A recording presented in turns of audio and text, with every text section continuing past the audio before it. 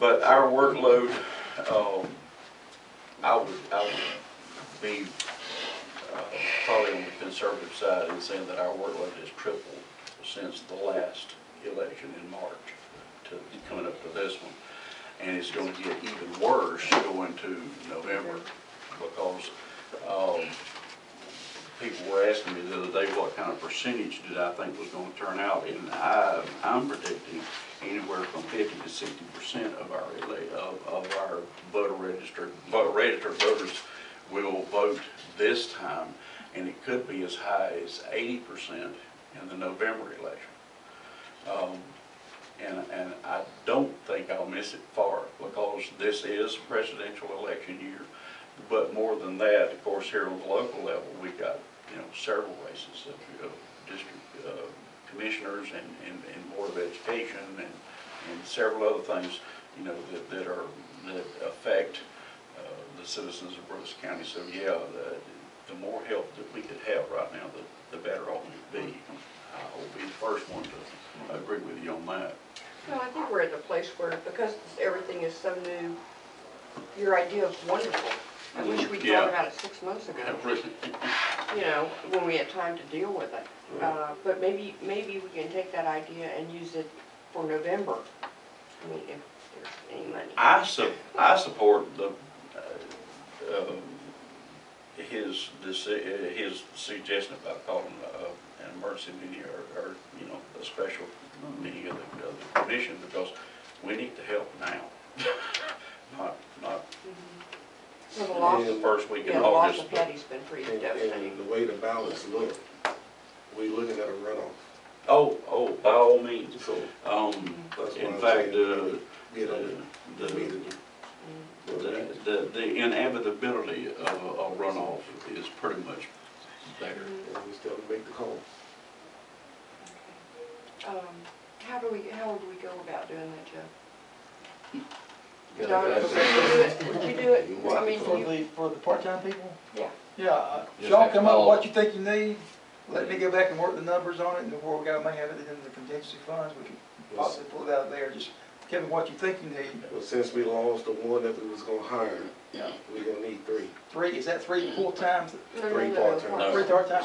How many hours you think we're talking about? 2 seasonal, 1 part-time. 2 seasonal. Isn't that what we're Yeah. looking at? Yes. At this point in time, my part-time position that's been approved already by the board is open, but above that, we could use, That's just for the early voting. 2 more people get that and going into. Or through the whole. See, we've got the whole thing, I think. We've got 3 weeks to turn around from July 31st until the actual runoff, and I expect us to have a runoff because we have more than 2 candidates on at least 2 races. Y'all that are familiar with the ballots as much as I am, please help me out. We got 3 on sheriff. We got 3 on District 5, right? You just talking about Democrat? Well, No, just the runoff. Runoff. The Republican ballot seemed to me like I don't remember anybody having over 2. We got 2 sheriffs on the Republican. I know, but see, all that goes to November. Whoever comes out on that goes to November. Okay. They won't necessarily be affected by the August 21st runoff. Right. So, but like I said, we've got 3 candidates in at least 2 races that will, and the possibility exists. I will say this: the possibility does exist, even with having 2 candidates in a race. If it's a dead heat, in other words, if it comes up dead even, as far-fetched as that is, but I've seen it where one candidate did not get 50.1. In other words, they got literally half the vote. I mean, I've seen that happen before. I don't really expect that to happen, but in preparation for August 21st, we pretty much ought to be prepared for anything. But I do know that we're going to have runoffs in those 2 elections, those 2 posts. It's just inevitable. unless something really, really, really changes, I think we're probably, the general rule is anytime you have three, the votes are going to end up being split. So the possibility is more like a probability is not,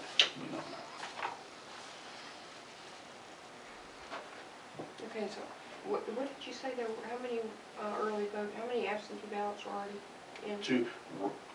Almost 250, but, and 247 and 21. And then, yeah, and 21 of those had to be redone, but that's still within the 247 number, so. But we're probably looking at, I didn't count how many was actually brought in just a moment ago. Did you know how many you brought in? It should be like 30. Okay, so you're looking then closer to 270 something, so. I get with you on something, Miss Nancy, that we did back in November. And that way we can keep an average count of how many absentee ballots. Well, we've tried to, and the way Charles came up with that number is instead of sending out the applications and then refiling all the folders and everything, what we've done basically is just put them in a box so that we can keep up with them, who got what, and so when they come back in, we find their name and their application and everything so that we can verify everything and then certify that it's, to be counted and kind of go from there. So we've not actually been refiling everything back in the files, so we've actually been able to keep up with it pretty much, Are you talking about those notebooks that we did? Okay. So now you just put the page and add it up. And you add You got a it. total, average count. of what it is. I was trying to find them, but I think they might have Gotten lost lost. in the movie. Um, Okay, and I don't know how many people we've had outside. 300? I haven't gotten a count from. I know it's over 200. Oh, we've done quite well. I would like to see us, I would have liked to have seen us put 2,000 people through here in 3 week time to hold down congestion in the field whenever it comes up on the 31st, because folks, they don't. I mean, it's hot and people don't like to stand in the heat, and I'm the first one to do that. I just, so the more folks that we could have run through here as far as early voting and got them, that wouldn't have, it'll cut down on the wait time and everything else in the polls. So. Right, well, I guess the thing that I would like to say is that we are all working here very hard to make sure that the selection goes smoothly and is done correctly according to the laws that we have to follow. We need your help. I mean, we need everybody's help to make sure that this process works. If you have questions, if you have problems, you need to bring them here, or you need to call. I mean, we're giving it our best shot, and you've got to have a little patience with us though too, because it's a whole new system. It's a new ball game for me. And I'll go ahead and tell you all that even though we're under the same system or whatever you want to call it that has been used for the past 10 or 12 years, in January the state moves to a whole new system. And that's part of what I need to bring before y'all. We're going to have to come up with a scanner and another handheld scanner to accommodate the transition of where the state is going completely away from paper to a digital way of cataloging everything. And so everything that we have in our files will have to be literally scanned and sent to the state. The state's going to maintain the actual digital library, for lack of a better term, but we'll have access to it from down here. But guys remember or recall, about 2 months ago, I, asked that y'all approve for me to upgrade our computers, so that they would have, all of them have the right amount as far as clock speed, is the CPU. But whenever I upgraded them to 4 gigs of memory, that was in a precursor to being able to run this new state system whenever it comes out. The Lowndes County is already running it in conjunction with the old system, but the new system will allow us to digitally, if this was a voter registration card, in other words, or a voter application or whatever, we would literally scan it and send it to the state, and then it's there forever. We won't have to maintain card files or anything like that. And the information, if they move, all they would have to do then is come down and see us, and we would literally sit there on the screen and change the information. And instead of having to wait 4 or 5 days for new information, it would be instantaneous. So all that starts in January. And of course, that's next year. Yes, sir, Mr. Ryan. I have a question to mention about, so we can ask questions. If we are concerned about the following the guidelines and the procedures to the T, and I believe that most of us have that in mind, that appearance means everything. Yes, sir. I would agree. When I walked in here and I went over here first, I just like looking around, and I think about diversity. Whenever I come to an election office or whatever, the voting system, I look at just the people that's handling everything. I look for diversity, and when I go over here, I look for diversity. So what I'm saying, and you talked about maybe people not coming to you, or maybe they're not necessarily talking to you. I mean, they talk to other people, may not talk to you. Right. And so I think that warmness and acceptance, the feeling of a part, it gives the appearance of a person wanting to bring their ideas up to be heard. Yes. That's number one. The second thing I have is that I'm involved pretty good in the community, and I have yet, and maybe I've overlooked it, I read all the Quitman free presses, and very few people in the community, I think, understand that on the back of the application for absentee ballots, anybody can vote absentee ballot. Oh, sure. And so I think that there is possibly a misconception, and people are afraid to do what the leaders in the state of Georgia has established for us. And so my thing is that I agree with you, and I agree with you, is that I think that the people should be very warm, they should be acceptable to trying to make things better. And so I'm offering the two of you or the chairman to be on my radio broadcast Saturday at 10 o'clock from 10 to 11, or both of you. I'd love to have you on my broadcast. She'd have to go because I got to be here for early voting.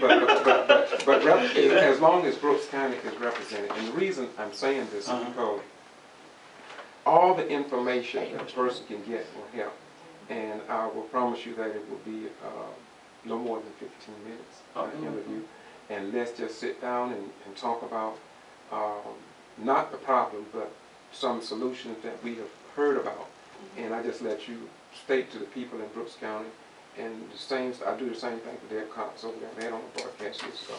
And so Saturday at 10 o'clock, you're more than welcome. I want to be known that you all are welcome to be 10 o'clock Saturday on Magic 95 on my radio broadcast. I haven't got a clue where that is. Studios out there on Highway 84 on the right, just before you get to Ag Supply out there. There, as you come in the Valdosta, the S curves out there, just down from there on the right. Right across from the big, yeah. And right across from the Created Mountain. So, yeah. Okay. I know the mountain. Yeah. Mount Trashmore. Yeah. But that's a wonderful idea, and we have tried to do articles in the paper to address. At one point in time, folks were worried that because the commission lines had moved, due to redistricting, they still had precinct lines, and of course precincts have not been adjusted at all. The precincts didn't change. In fact, the article is hanging in there on the wall where the Quitman Free Press was good enough to actually print a map that I supplied to them that had all the voting precincts in it, and we tried to reiterate that very thing, that anybody, as far as that goes, because Georgia is a no-reason state, anybody, you're right, can vote absentee ballot, and that's not a problem. But there was a misconception, again, like you said, that they were afraid that because commission lines had changed, that precinct lines had changed. And of course, they didn't and haven't, and I don't really foresee them changing at all. There's one other thing too. You see, I believe, and you'll have to excuse me as an individual, I believe that I'm a retired military, and I really love this form of government, and I love this nation. I've been to a lot of foreign countries, and we are blessed in this country. And I just have confidence in the system.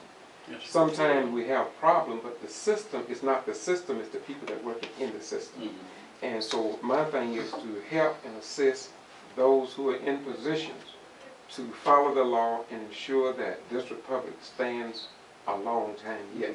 I went to city council, and I'm gonna be brief. This not a message or a sermon, but I can give those to them. But when I looked on 84 and I saw no crossbuck signs for railroad tracks, then I went to Washington Street and they had a marker with a happy face, and been like that for years. And the other one is rusty, and even so make a long story short, I got a call from Brooks County Monday of this week. They have put those signs up. I've been asking for 2 years. I wrote Department of Public Safety in Atlanta, but they finally did it. And so this, and after all the negative things that I've done, I came back and commended them for taking action. And so I think that this Board of Election can be the same way, that once the people feel that they are a part, you know, and then when you make improvements compared to where you are, and believe me, everybody can get better, then right. somebody should come back and say, I thank you. And so that's what I hope that we all are trying to build. I better lost track. Yeah, absolutely. I would like to address the issue of the understaffed employees. How soon could you get them in here and get them trained? The most important thing is when you run an election like this, Training, yeah. the training is very vital when it comes to wrongful printing information, the district, the map, and the certification of where the people go to vote. The most important thing that I can gather is that having a person that want to vote and they know that their precinct have moved someplace, or either the person has moved and they don't have understanding, no one can give them the proper information. And that really deters a voter. A lot of what we've run into, Ms. Proctor, a lot of what we have run into is been address changes. Okay. Where folks have moved, but they've not notified us. And of course, they probably don't know that they need to. I understand that, but my information you know, is also the wrongful information on the card and the wrong name on the map district. That is very, very serious. You're right. You're right, and that's why it just. We're about finished. You remember my conversation with you? Right. Whenever I took you to the MVP page and showed you exactly what you need. You know. That's true. Well, see, a lot of folks don't realize that just because, hypothetically, Mr. Dennard, I'm going to use you, okay? Just because Ms. Dennard is on a ballot doesn't necessarily mean that they're on their ballot, or she's on their ballot. And that's also, I think, probably an area that I probably need maybe to address more, and like Mr. Rhyme said, either in the paper or on the radio or wherever, Right. that It's in going to be Brooks a County, big problem when it blow up to that area coming around that wrongful map printing, and also when it comes to the people that are voting and you have the push of the glitch that is not corrected. well, that's why, you know, A big Stacy, problem. that's why the state is sending us down that 17-page report they've got right now. In fact, I hope it's on email so that I can get started on it.